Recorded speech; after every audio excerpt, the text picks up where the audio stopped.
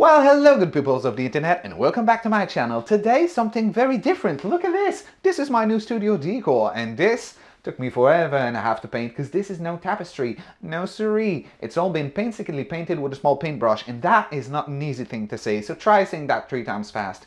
Anyways, since this took me so long to do, don't expect a change of scenery all that soon. If anything is going to change, maybe I'm gonna add some stuff on top here because it's a little bit empty right now. Maybe some books are gonna jump around in that bookshelf, and maybe I'm gonna rearrange this little DVD/supernatural books area. Of course, I've got some of the essentials like some salt, a lighter fluid, and a Zippo so that I can burn anything evil coming my way. And of course, I've got the Winchester journal as well as my own, which is mostly about stuff to do about this channel, so not that supernatural or interesting. Sorry about that, boring, I know.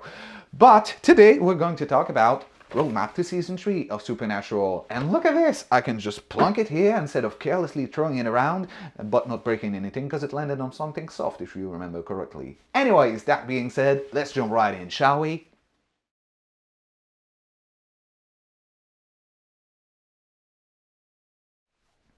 Alright, so the first thing to know about Season 3 of Supernatural is that there's only 16 episodes instead of the usual 22. And why is that?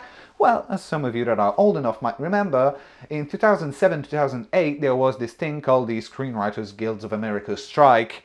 So yeah, the producers didn't really know how much episode they could do, but they decided to go ahead anyways instead of doing absolutely nothing, which was a good idea to me.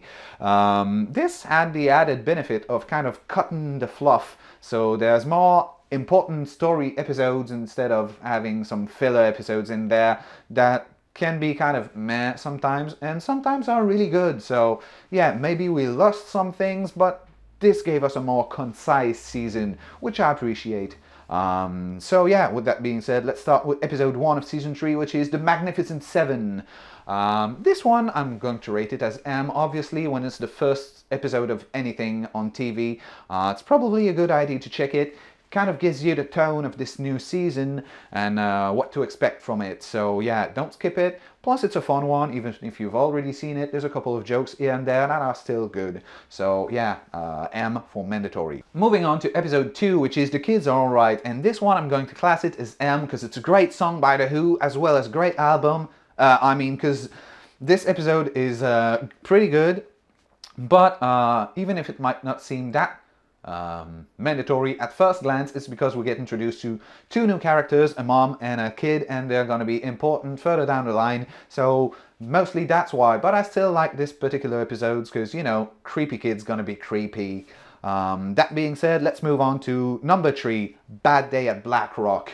And this one, I'm classing it as M for mandatory. If you've seen any memes from Supernatural, there's a great chance you're going to see at least 2 clips from this particular episode. It's a very fun episode. It's a good one. We get introduced to a new character again.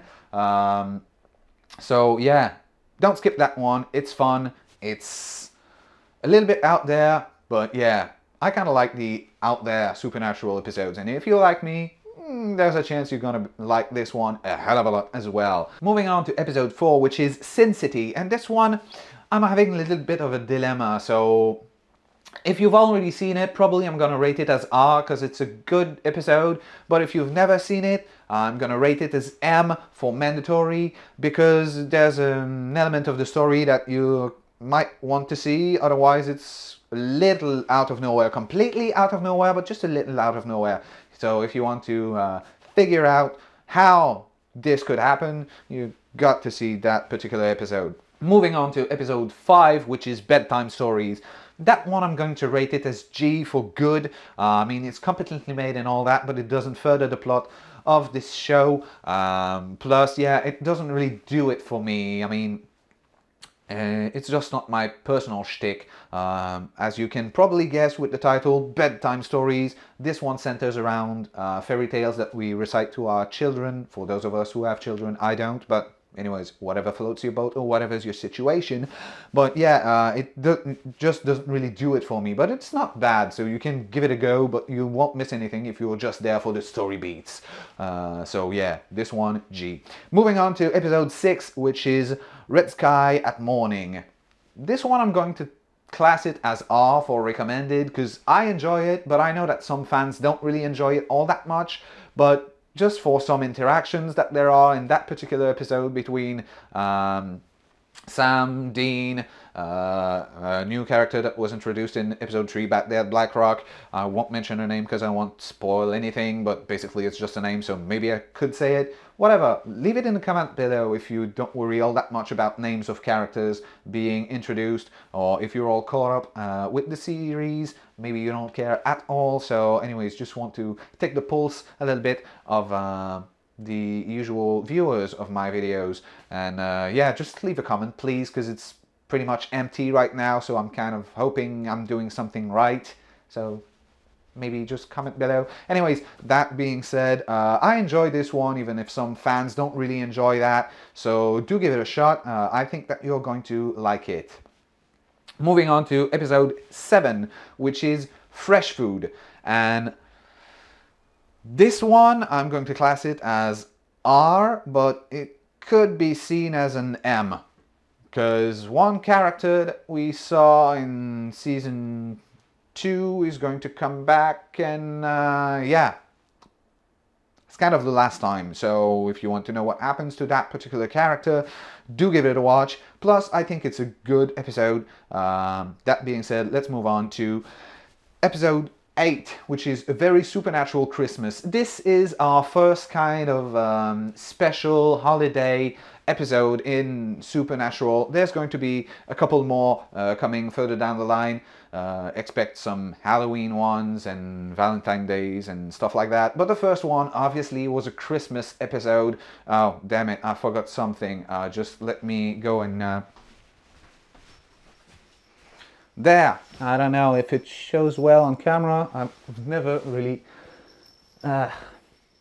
wore a hat.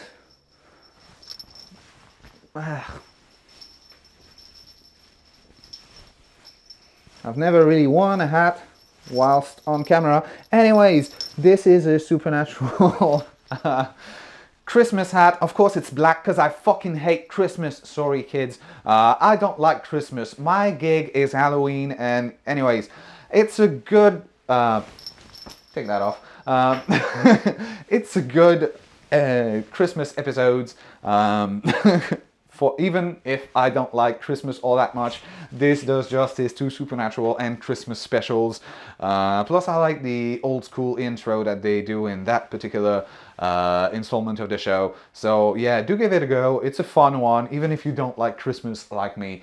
By the way, I didn't buy that hat. That was gifted to me from an Etsy shop. I can't recall the name, but anyways, it's where I bought some special Men of Letters keyring, and she gave me that as well, which I appreciated because it's black, and since I hate Christmas, this goes perfectly with my spirit during Christmas time. So I'm doing all of the cooking, and I can wear that and be like the grumpy guy. I'm not really Grinch, but I'm just grumpy because Christmas for me means a load of work. I bake the food for everyone in the family, so for me it's stressful, it's not restful, and it's not that joyous. Anyways, that being said, big tangent here. Moving on to episode 9, which is Malios Maleficarum. This one I'm going to rate it as M for mandatory. If you don't know, Malios Maleficarum is The Witch's Hammer as a book. It's something that was out during the Spanish Inquisition time, and yeah, Malios Maleficarum means it's got to do with witches. So we get a little bit deeper in the witches' lore in Supernatural, and we get introduced to a new baddie by the end of the episode. So that's why this one in particular is mandatory. Plus there's a creepy moment in a car with shock rock song and something a little bit disgusting happening. I'm not going to say too much, but if you know what this is about, yeah, and maybe just share your experience of that particular moment in the comments below if you appreciate that kind of funny, gruesome things happening. Yeah, I'm really pushing the leave a comment below. Can you sense that? Please do leave a comment. I'd like to know that I'm doing something right here. Anyways, moving on to episode 10, which is Dream a Little Dream of Me. And yeah, this one I'm going to rate it as R. It's not really that essential for the story, but we learn a little bit more about two characters at least, which is Bobby and the new character that we get introduced in episode 3 of this particular season, that I don't really know if I should say the names of those characters, even if they've come up already. But yeah, leave it in the comment below if I should do that thing. Can you see the trend here? Please leave a comment. So yeah, this one I'm going to class it as R for recommended. It's good. I enjoy it. It's a little spooky and out there, but yeah, that's kind of cool. And yeah, with that being said, let's move on to episode 11, which is the mystery spot.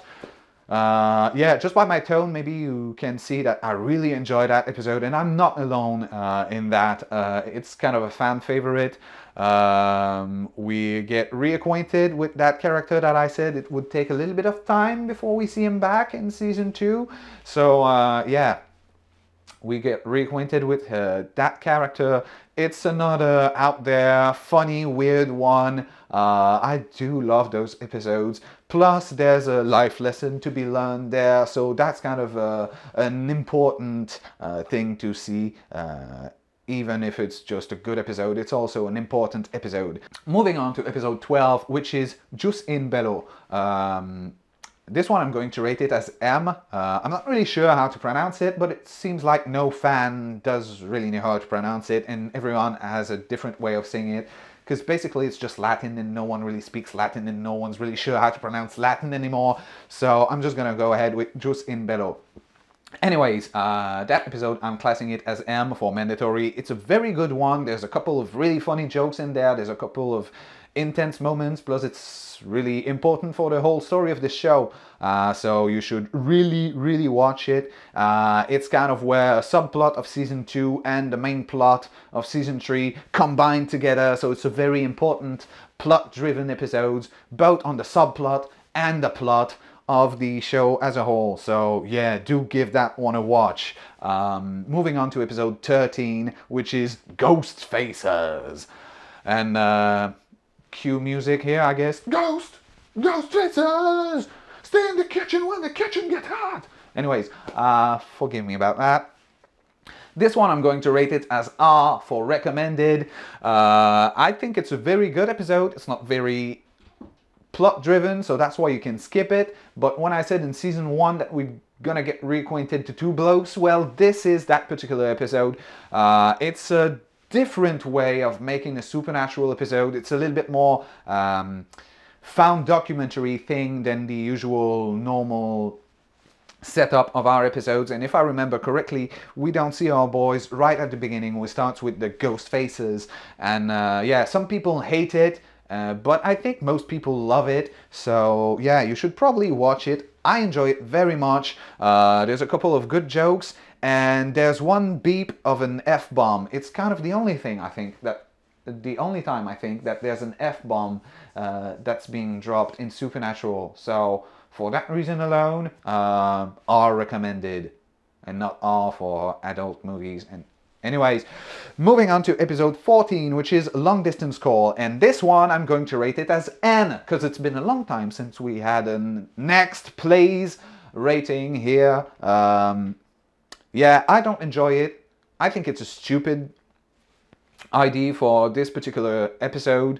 I don't know that many fans that enjoy it. But yeah, the premise of the thing is dumb. The monster's not really that interesting. It's not important for the plot. So yeah, you can skip it. You're not gonna miss anything. And if you're like me, you'd probably prefer not seeing it because it's just dumb. Anyways, it's not all that bad, I guess. I got some mates that like it, but whatever. It's not love it, they just like it.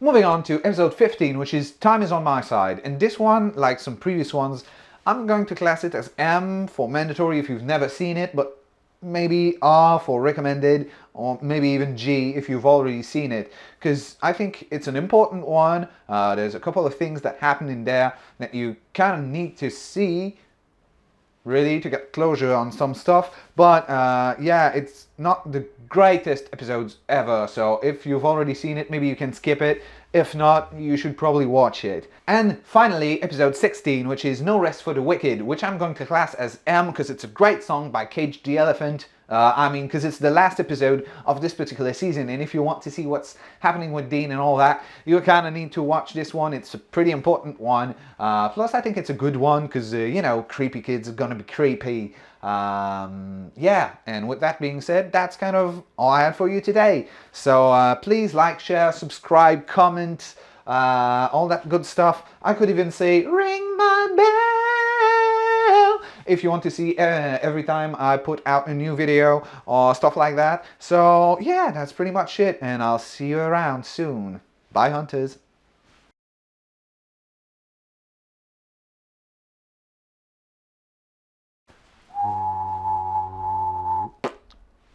The screen... Anyways, that made... All my life I wanted to be a barrel boy I've always wanted to be.